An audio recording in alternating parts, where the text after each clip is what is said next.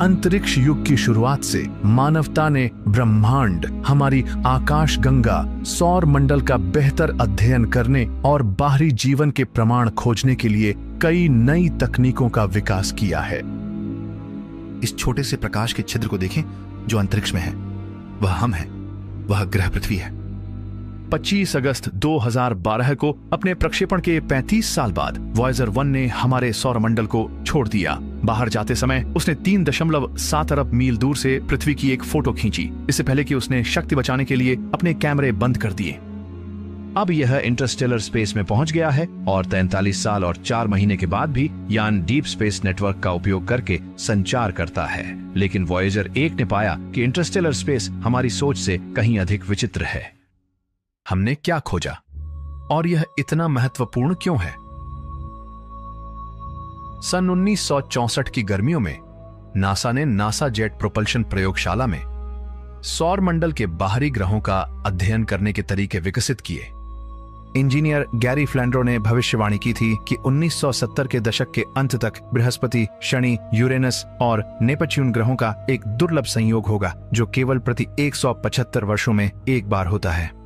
ग्रहों के एक सीध में होने से सिर्फ एक ही मिशन से 4 ग्रहों पर यात्रा की जा सकती थी और यह मिशन हर ग्रह की गुरुत्व शक्ति की मदद से अपना मार्ग बदलकर आगे बढ़ता। इसे ग्रेविटेशनल स्लिंग शॉट कहते हैं, जिसमें एक यान ग्रह की ग्रेविटी का फायदा उठाकर अपना मार्ग बदलते हुए एक फ्री एनर्जी बूस्ट लेता है।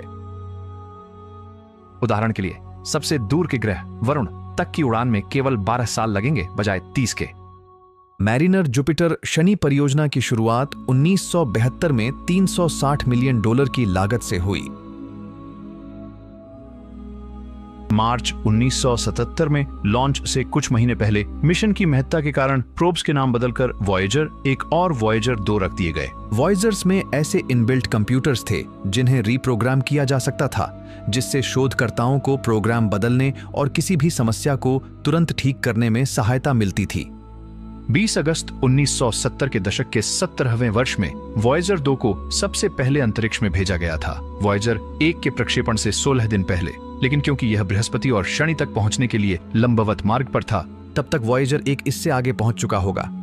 1962 से शुक्र, मंगल और बुध का अध्ययन करने के लिए अंतर्ग्रहीय मिशन आयोजित हुए हैं, जिनकी अवधि 3 वर्षों तक की रही है।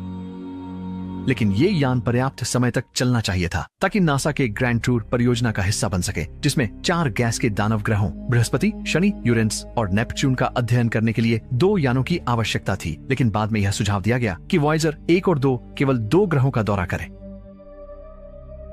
प्रेस में जानकारी फैली कि केवल बृहस्पति और शनि की यात्रा की जाएगी, जिससे परियोजना की कुल लागत कम हो जाएगी। रिसर्चर्स ने 10,000 से अधिक मार्गों का अध्ययन किया, इससे पहले कि उन्होंने 2 मार्ग चुने जो उन्हें बृहस्पति के सबसे बड़े चंद्रमा आइयो और फिर शनि और उसके सबसे बड़े चंद्रमा टाइटन के पास से उड़ने की अनुमति देंगे।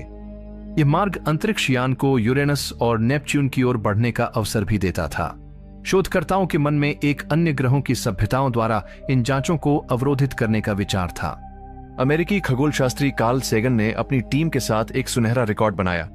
115 छवियां एनालॉग रूप में एनकोड की गईं।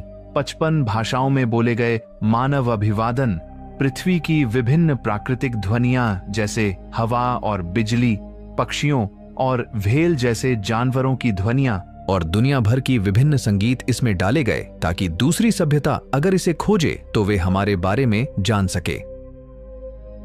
मूल मिशन योजना के अनुसार वॉयेजर्स को संचालन करने और केवल 5 वर्षों तक चलने के लिए डिजाइन किया गया था। ये इतना समय पर्याप्त होगा कि वे बृहस्पति, शनि और उसके छल्लों और इन 2 ग्रहों के सबसे बड़े चंद्रमाओं का अध्ययन कर सकें। हालांकि जैसे जैसे मिशन आगे बढ़ा, वैज्ञानिकों की महत्वाकांक्षाएं बढ़ीं और वॉयेजर्स ने अपेक्षा से कहीं अधिक प्रदर्शन किया।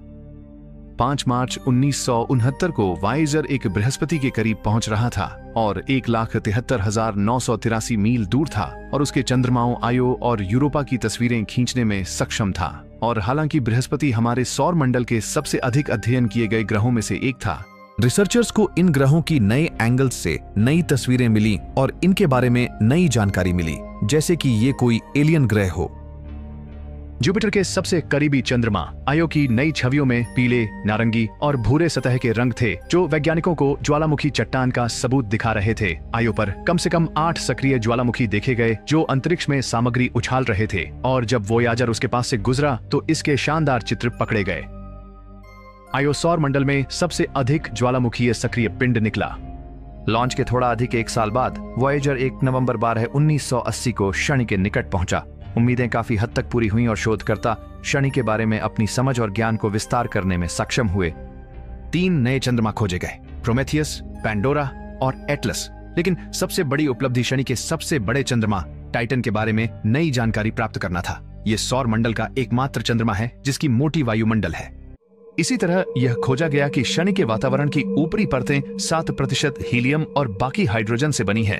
वॉयेजर 1 ने शनि के जी रिंग्स, जो बर्फ और धूल से बने डिस्क के आकार के मैदान हैं, की भी खोज की।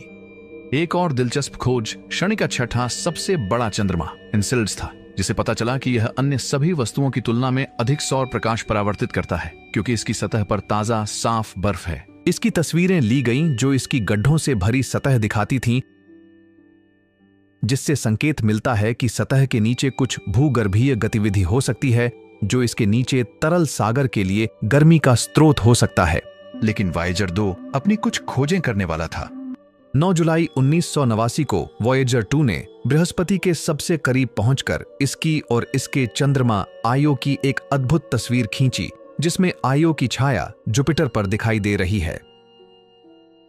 25 अगस्त 1981 को शनि पर सफलतापूर्वक पहुंचने के बाद यान ने गैस जायंट छल्लों और चंद्रमाओं की तस्वीरें ली। इसके आगे वॉयेजर 2 अपने सभी उपकरणों को कार्यशील रखते हुए यूरेनस तक पहुंच सकता है, जिसके लिए नासा ने बजट बढ़ाया और मिशन को यूरेनस और नेपच्यून तक जारी रखा। 24 जनवरी 1986 को वॉयेजर 2 प्रोब 50,600 मील की दूरी से यूरेनस के बर्फीले बादलों के ऊपर से गुजरा और डेटा कैप्चर किया, जिससे 2 नए रिंग्स और 11 नए चंद्रमा का पता चला और यूरेनस की सतह का तापमान -214 डिग्री सेंटीग्रेड मिला। यूरेनस एक कोण पर घूमता है और इसका चुंबकीय क्षेत्र उस अक्ष और तल से विस्थापित है जिसमें अन्य सभी ग्रह पाए जाते हैं। डेटा से यह भी पता चला कि यूरेनस के दोनों ध्रुवों का तापमान एक समान है, हालांकि केवल एक ही सूर्य की रोशनी प्राप्त करता है। शोधकर्ताओं ने समझा कि ग्रह को विभिन्न तरीकों से तापमान फैलाना चाहिए। हाल ही में शोधकर्ता दशकों पुराने डेटा की समीक्षा कर रहे थे। वे प्रोब के 45 घंटे के कन्वर्जेंस का अध्ययन कर रहे थे जब उन्होंने इसकी चुंबकीय रिकॉर्डिंग में 60 सेकंड के झटके को देखा। यह पता चला वॉयेजर 2 एक प्लाज्मॉइड के अंदर से जा रहा था, यानी यूरेनस को एक विशाल चुंबकीय बुलबुला घेरे हुए था जो उसके वायुमंडल को अंतरिक्ष में बहा रहा था। वास्तव में सभी ग्रह वायुमंडल को अंतरिक्ष में छोड़ते हैं और यहां तक कि पृथ्वी का वायुमंडल भी ऐसा ही करता है। लेकिन चिंता न करें, हमारे पास अरबों वर्षों तक वायुमंडल मौजूद रहेगा। जब वॉयेजर 2 नेपच्यून के पास पहुंचा तो शोधकर्ताओं को नहीं लगा था कि वे अंधकार के अलावा कुछ देखेंगे। नासा की टीमों ने कैनबरा, ऑस्ट्रेलिया में डीप स्पेस स्टेशन के रेडियो एंटीना का आकार बढ़ा दिया ताकि नेपच्यून से प्रोब द्वारा भेजे जा रहे बेहद कमजोर रेडियो संकेतों को पकड़ा जा सके। 25 अगस्त 1989 को वॉयेजर 2 सौर मंडल के 8वें ग्रह से 30,000 मील की दूरी पर था। पृथ्वी से लगभग 30 गुना दूरी पर होने से नेपच्यून को पृथ्वी के मुकाबले मात्र 0.01 गुना सूर्य का प्रकाश मिलता है। लगभग पूरी तरह से अंधेरे में वॉयेजर 2 ने रहस्यमय तस्वीरें लेना शुरू किया। उन्होंने नीले ग्रह की संरचना का खुलासा किया, जिसमें मीथेन की मौजूदगी, 6 नए चंद्रमा और 4 छल्ले दिखाए। शनि और अरुण ग्रह की तरह वलय और नेपच्यून के 4 चंद्रमा ने एक जटिल पारस्परिक प्रणाली बनाई। जांच ने एक अजीब, पहले नहीं देखे गए स्थान पर नेपच्यून पर 500 मील प्रति घंटे की रफ्तार से चलने वाली हवाओं की भी खोज की, जिसे ग्रेट डार्क स्पॉट कहा जाता है, जो पृथ्वी के आकार का एक विशाल घूर्णन तूफान है। वास्तव में दोनों ग्रह यूरेनस और नेपच्यून शक्तिशाली हवाओं के लिए जाने जाते हैं, जो पृथ्वी की तुलना में 10 से 15 गुना अधिक सुपरसोनिक गति तक पहुंच सकती हैं। यूरेनस और नेपच्यून को मूल रूप से एक गैस दानव समझा जाता था, लेकिन 1990 के दशक में यह खोज की गई कि वे भारी पदार्थों से बने हैं और इन्हें बर्फ के दानवों की एक विशिष्ट श्रेणी का ग्रह माना गया। टाइटन भी कम प्रभावशाली नहीं था। नेपच्यून का यह चंद्रमा ग्रह के उत्तर में स्थित है, ये सभी प्राकृतिक पिंडों में सबसे ठंडा है जिसका तापमान जमा देने वाला -391 डिग्री फ़ारेनहाइट है। वॉयेजर 2 लगभग 25,000 मील की दूरी पर ग्रह के करीब पहुंचने में सक्षम था और उसने सक्रिय गीजर की खोज की जो अंतरिक्ष में नाइट्रोजन फेंकते थे। ट्राइटन अंतिम वस्तु थी जिसे अंतरिक्ष यान सौर मंडल में मिलने वाला था। उसके बाद वह महान अज्ञात की ओर बढ़ गया। वॉयेजर्स की यात्रा आगे जारी रहेगी। वॉयेजर्स के अंतर्ग्रहीय मिशन पूरे हो चुके हैं जिसने खगोलविदों को बहुत सारी नई जानकारी और हमारे सौरमंडल की बेहतर समझ प्रदान की है। इन 2 प्रोब्स ने मिलकर खगोल विज्ञान में बड़े प्रगति किए। अंतरिक्ष में मानव निर्मित दूरस्थ वस्तुएं और वॉयेजर 2 पहला था जिसने 4 बाहरी ग्रहों बृहस्पति, शनि, अरुण और वरुण का अध्ययन किया और नवंबर 2018 में इंटरस्टेलर अंतरिक्ष में प्रवेश किया। लेकिन जब वॉयेजर 1 इंटरस्टेलर स्पेस में गया उस समय प्लाज्मा के तापमान को मापने वाला उपकरण बंद हो चुका था, लेकिन वॉयेजर 2 के पास अब भी काम करने वाला उपकरण था। हमारा सूर्य केवल प्रकाश और गर्मी प्रदान करने के अलावा और भी बहुत कुछ करता है।